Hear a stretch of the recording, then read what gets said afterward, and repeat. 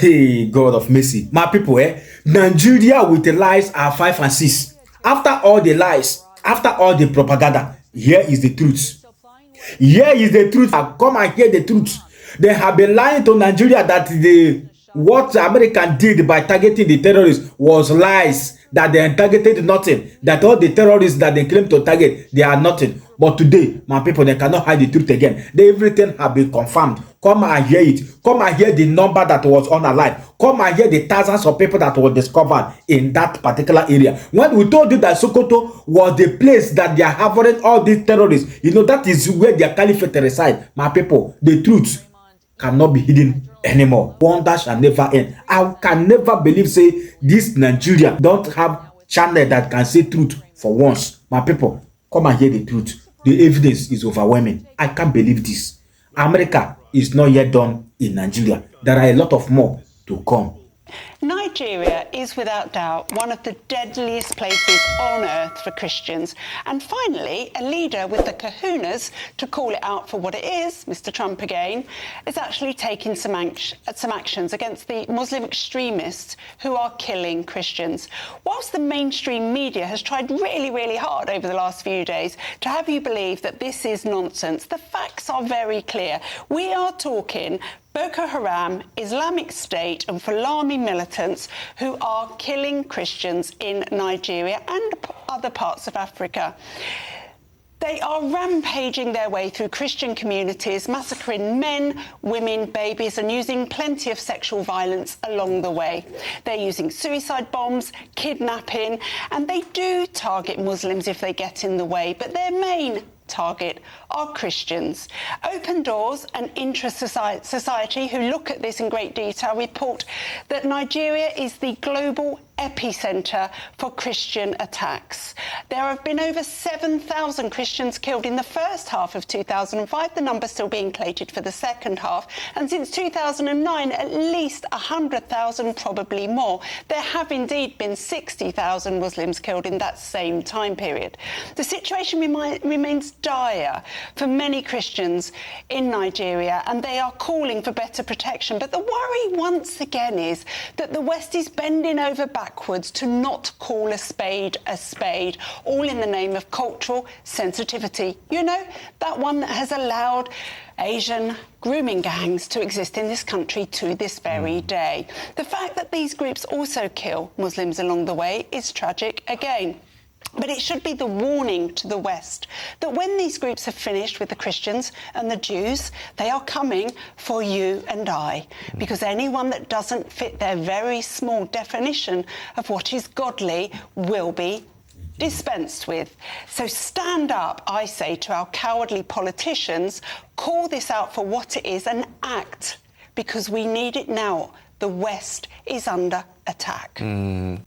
An Egyptian television news program says that Turkey is clearly a terrorist state with a broad reach. It reports that Turkey is supplying weapons to the terrorist group Boko Haram in Nigeria. Now, residents of Masalachi in Tangaza local government area in Sokoto State have reported seeing terrorists fleeing forest after attacks by the United States.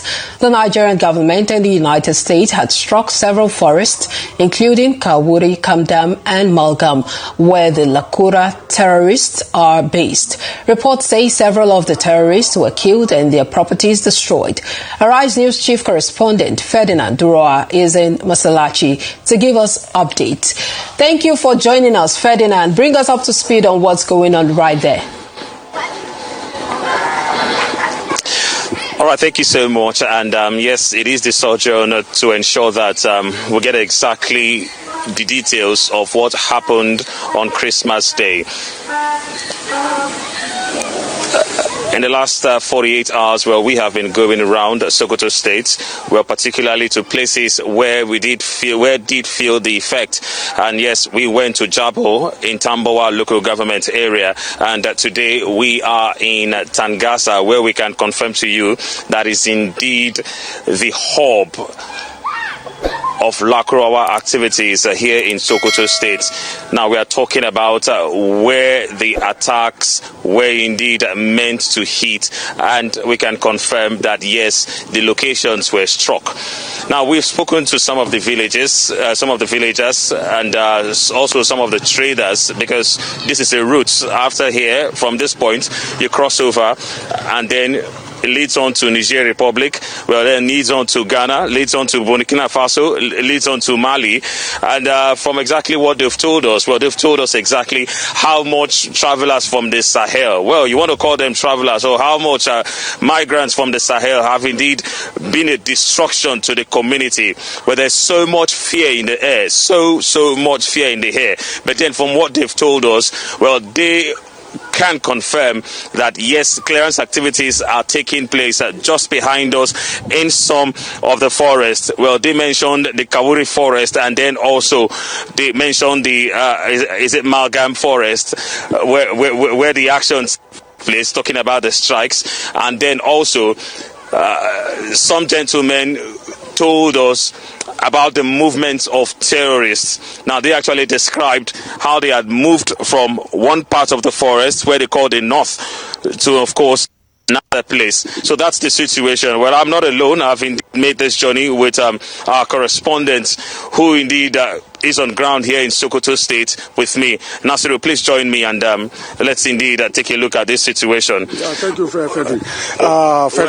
Well, we wouldn't want to say it's a revelation that was made, because these are some of the stories that you have reported, including the activities of those coming from the Sahel, who indeed come in, cause disruptions, and go away. But then the only situation right now is that, yes, this is the first time that we're getting pictures in Tangasa since that attack on Christmas Day. Exactly, Mr. Ferdinand. Tangasa has a very complicated security situation where the Lakura operated, and also they have bandit, and also a kind of a tribal conflict between the houses and the Fulani. But the coming of the Lakura in 2024, they've been here since 2018, and they've been disrupting the livestock of people. That is what they specialize in rustling animals. But with this attack, this bombardment from the U.S. government on Christmas Day, the villagers really confirmed that, the U.S. airstrike hit the target, because they could confirm that people are moving from Kauri, Kandam,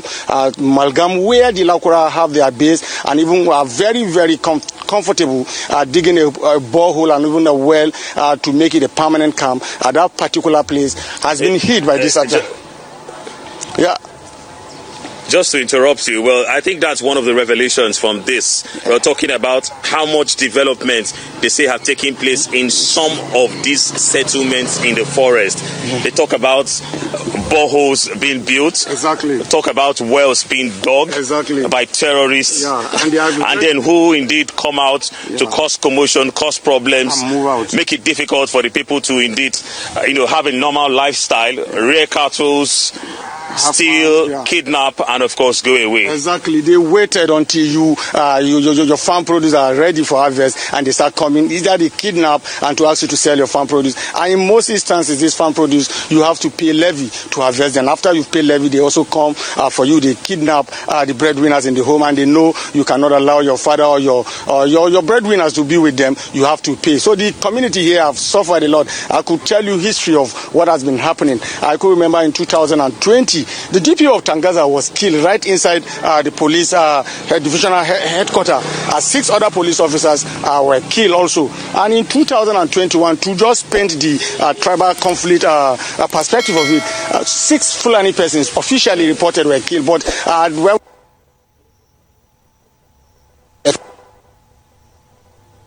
situation here, it's a bit complicated. At a point, the Lakura were even helping the locals to push back the bandit. That was when some local government officials actually confirmed that they have a hand in inviting the Lakura into the community. But at a point, that period, the Lakura were serving as reformers in a way, trying to instill a kind of religion of their own, trying to regulate people, trying to regulate what you wear, what you eat, what you drink, and at the point they became a problem.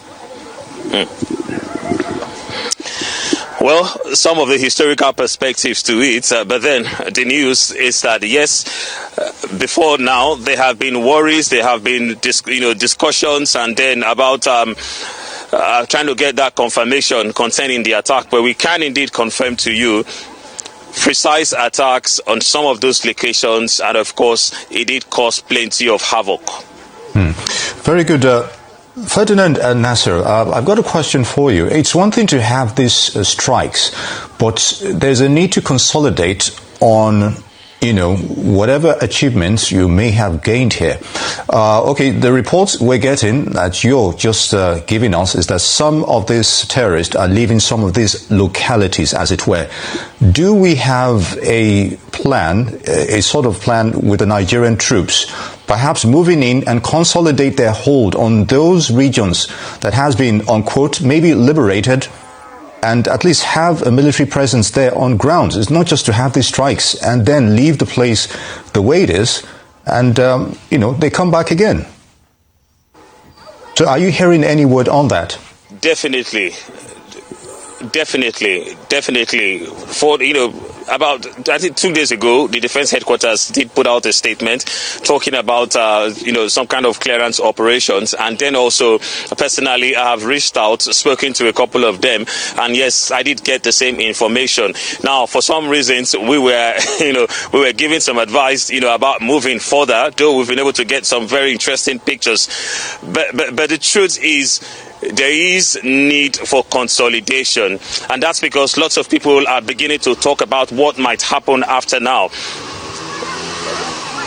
There are confirmations that they have been able to, they are leaving their bases, and what it means is that they might be looking for some other places to go resettle, and that's even because the community themselves, they want to use this opportunity to come together, rally themselves together, and then for some of the institutions that are not really working, they want to enhance these institutions and then ensure that, yes, they begin to get things like intelligence so that they can indeed help the authorities. Well, beyond that, people are asking what exactly is going to happen right now. Now, from what we gathered, that, these persons, somehow, they have been so integrated into the society that in some places that they have even married some of their daughters. And so, lots of people are beginning to say, okay, this is perhaps the time when we can begin to go into their houses, go into those places who are related with them, and then begin to dig in for more information. So there's a whole lot that needs to happen after now. It is one thing to have these strikes, but definitely the government and, of course, the military must consolidate on this. In Nigeria, 10 TV host Nishat Al-Delhi reported on a leak confirming an intercepted phone call from a few years back confirming the action. He reported in part, today's leak confirms without a doubt that Erdogan, his state, his government, and his party are transferring weapons from Turkey to, this is a shock, to where you may ask, to Nigeria, and to whom? To the Boko Haram organization. Well, Raymond Ibrahim, a journalism fellow at the David Horowitz Freedom Center and an expert on the Middle East and Islam, joins us now with more on this. Welcome, Raymond. Hello, Heather. Are you surprised by this report? What's your take on it?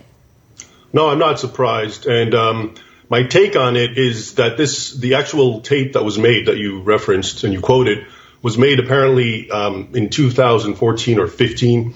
And it was reported widely in certain areas in the U.S. and in the West, not so much, and not much came out of it. And the reason, I think, is because Erdogan wasn't didn't have his fingers so much in Islamist politics outside of his own nation. But now that we've seen, Abu Bakr al-Baghdadi, the ISIS Islamic State caliph who was killed recently, and he was found just 3 miles from the Turkish border, which is in fact one of the last, or if not the last bastion of jihadi so-called freedom fighters of attacking the Syrian government. It's brought it up again, the fact that everyone is saying, well, look, he's supporting ISIS. So now we're remembering, and that was, I think, the point of the Egyptian show.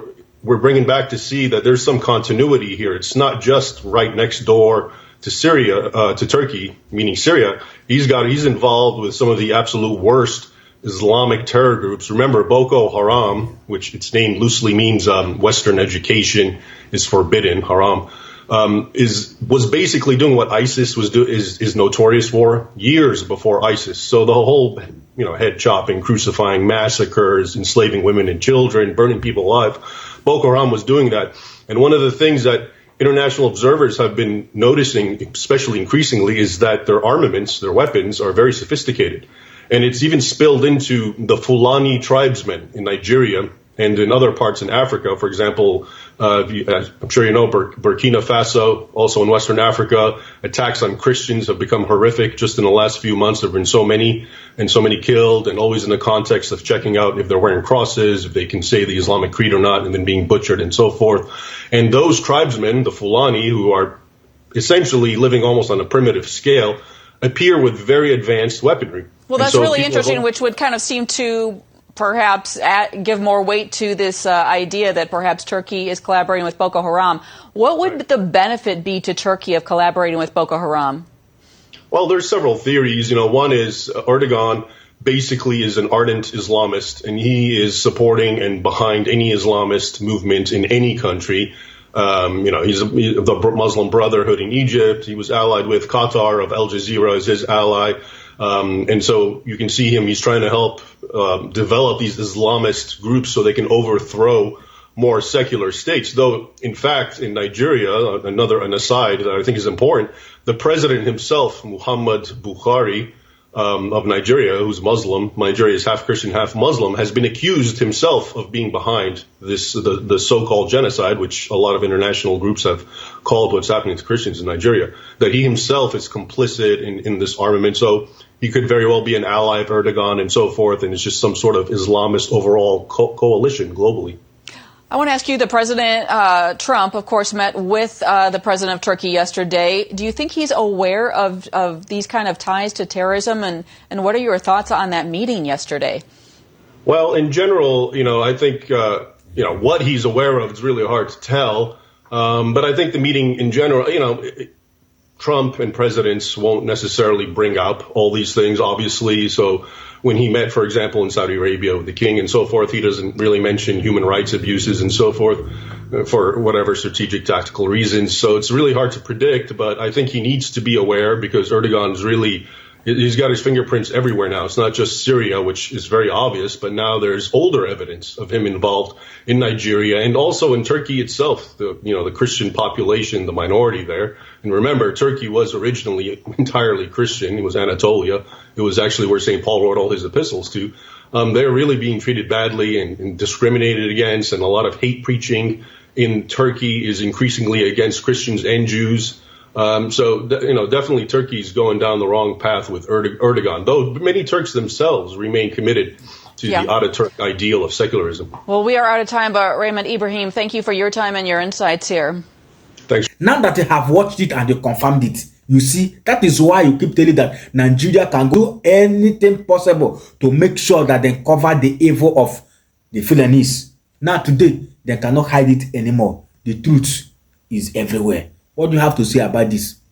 That is why I tell you that the only disintegration is the only solution left for a common man to have peace of mind in this country. So who am I? I'm only a messenger. If you love what we do here in this Global Love Channel TV, please don't hesitate to touch a half or subscribe button, like and turn on the notification bell. Because whenever we upload a new video, you'll be the first person to be notified. In doing this, you're encouraging us to do more. And togetherness, we shall save life together. And the end, disintegration remains the only solution. Biafra is the code. See you in my next video. Bye for now. Thank you.